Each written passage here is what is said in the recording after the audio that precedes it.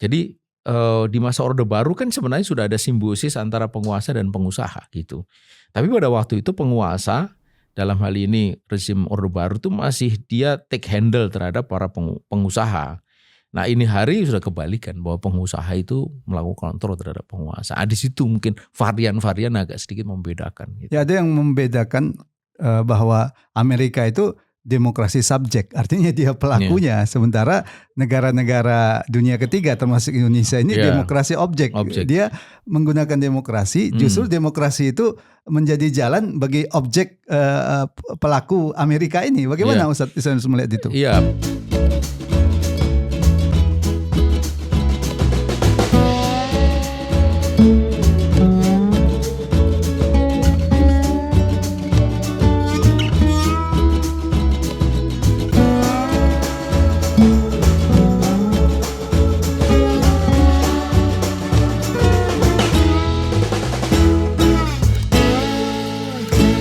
Bismillahirrahmanirrahim. Assalamualaikum warahmatullahi wabarakatuh. Pemirsa yang dirahmati Allah Subhanahu wa taala, kembali kita bertemu dalam program Focus to the Point. Kali ini kita akan membahas salah satu pembahasan yang menurut saya sangat menarik ya dari buku Tapak Dakwah yang ditulis oleh Ustadz Ismail Yusanto, yaitu tentang paradoks demokrasi.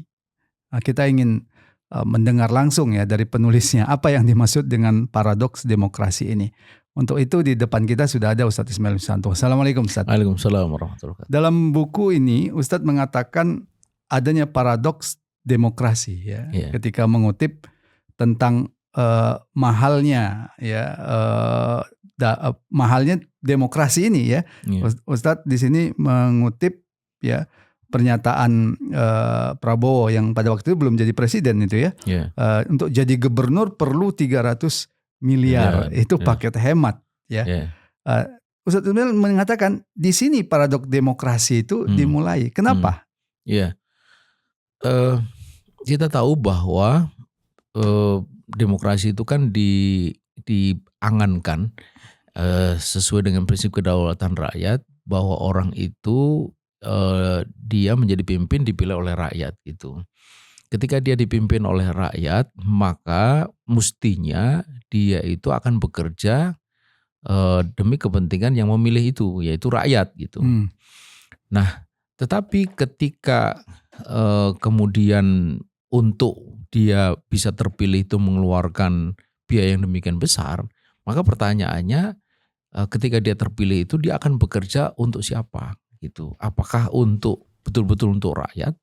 Ataukah untuk dirinya, yaitu mengembalikan uang yang sudah begitu banyak dikeluarkan itu, atau juga untuk mereka yang telah memberikan bantuan dana bagi dimungkinkan yang dia itu meraih jabatan itu.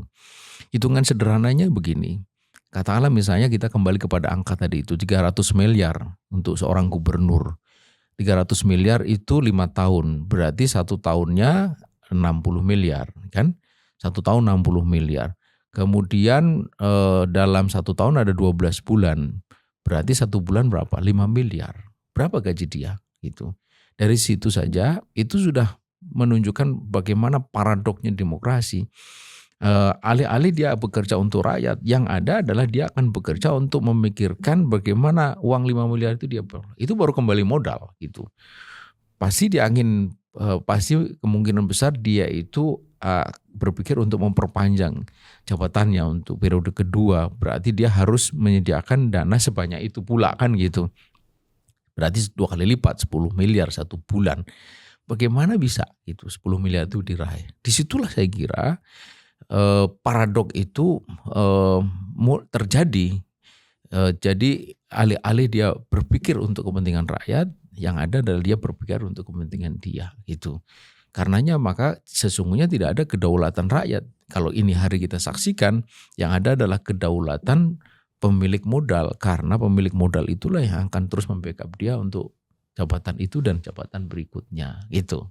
Ya, ada yang membenturkan dengan demokrasi di negara-negara maju ya. Apakah ini kekhasan demokrasi Indonesia? Mengingat di negara-negara maju yang itu juga tentu para pemilik modal berkuasa, tapi kebijakan-kebijakannya sebagian mengatakan itu banyak berpihak kepada rakyat. Mereka sangat memperhatikan kesejahteraan rakyat mereka, keamanan rakyat mereka.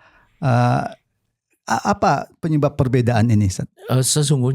Sesungguhnya apa yang terjadi pada apa yang disebut sebagai kedaulatan di tangan pemilik modal, tapi bukan pada rakyat itu terjadi di hampir seluruh negara yang menganut demokrasi. Yang membedakan itu hanyalah tingkat intensitasnya saja. Ada yang begitu rupa, ya, tapi ada yang mungkin tipis-tipis saja. Sebutlah mungkin negara-negara Skandinavia itu tipis-tipis. Tapi kalau kita masuk ke misalnya Eropa atau ada negara-negara seperti di kawasan Asia Tenggara, Indonesia, Thailand, Filipina dan sebagainya itu hegemoni atau dominasi pemilik modal itu tampak lebih kuat. Kalau gitu. Amerika sebenarnya sama. Amerika justru menjadi contoh dari apa yang disebut korporatokrasi. Karena praktis sebenarnya negara itu telah dicengkeram atau digenggam oleh korporasi. Baik itu utamanya adalah 3 korporasi, yaitu korporasi industri senjata, kemudian industri minyak dan gas, dan yang ketiga adalah industri infrastruktur gitu. Kita tahu bahwa industri senjata itu menjadi salah satu pemasok devisa terbesar setelah film gitu. Maka dan pertanyaannya adalah bagaimana senjata itu terus diproduksi jika itu dipakai, dan bagaimana senjata itu dipakai jika ada perang. Disitulah maka mereka menggunakan negara itu, Amerika itu, untuk menciptakan perang atau mendorong terjadinya perang.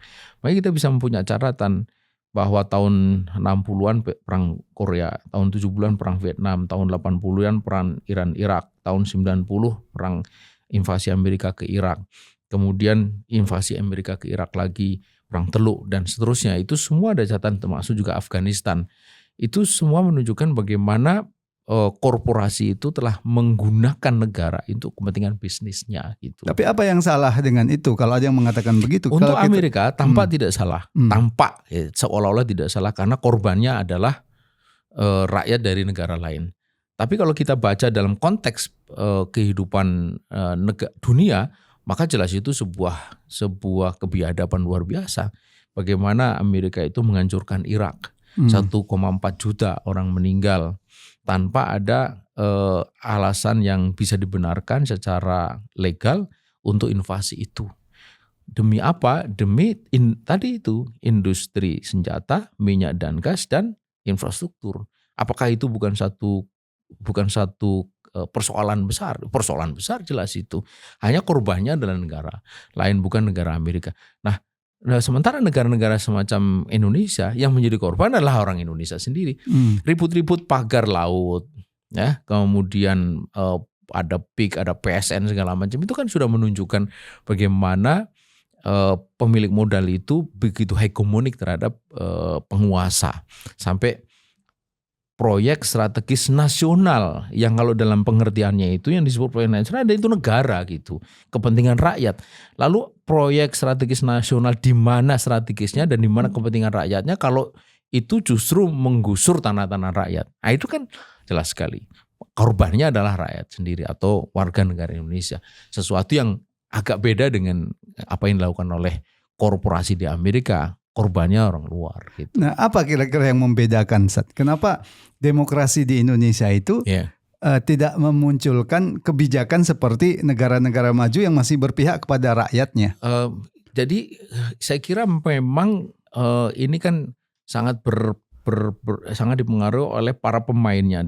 Watak dari korporatokrasi itu sudah dia itu inherent di dalam praktek demokrasi atau konsepsi demokrasi.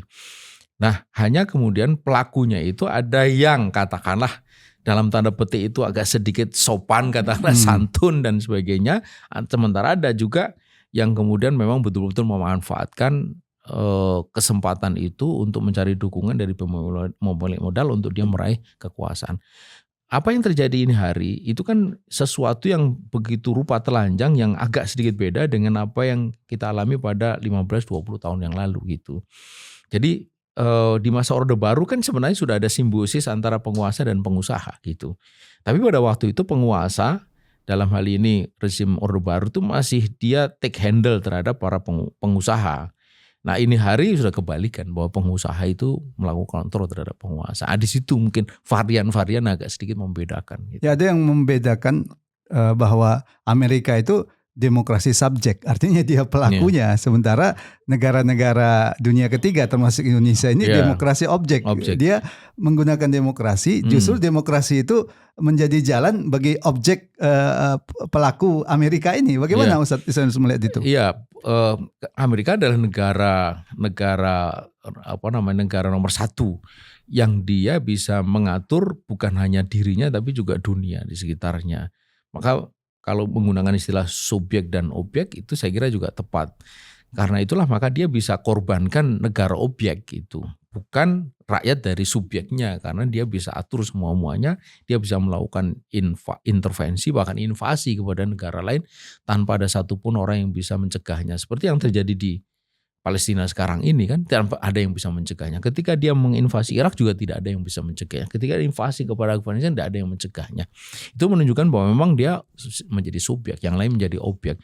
Jadi korbannya ada, hanya yang membedakan adalah kalau yang menjadi objek ya warga negaranya sendiri, kalau yang menjadi subjek itu warga negara orang lain gitu. Ya, meskipun sekarang ini kalau kita lihat di masyarakat Amerika Serikat sendiri sudah muncul gerakan perlawanan terhadap kapitalisme begitu. Ya, karena mereka merasakan sendiri pajak yang makin tinggi, inflasi dan sebagainya. Itu salah satu yang menjadi kunci kekalahan Biden Kamala Harris kemarin gitu. Ya, terima kasih Ustaz Ismail.